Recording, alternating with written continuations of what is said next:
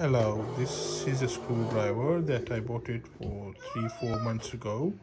That's everything is working now. You can hear the voice, the motorized. See, the motor is working, but not a screwdriver. It's not even moving. So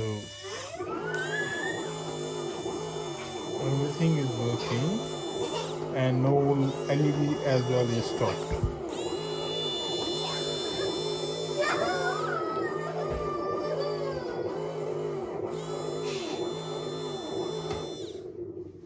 It suddenly stopped. I don't know what happened is. It's working fine, perfectly okay.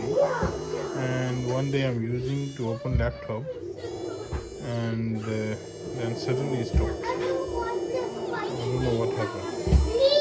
Now it's completely off.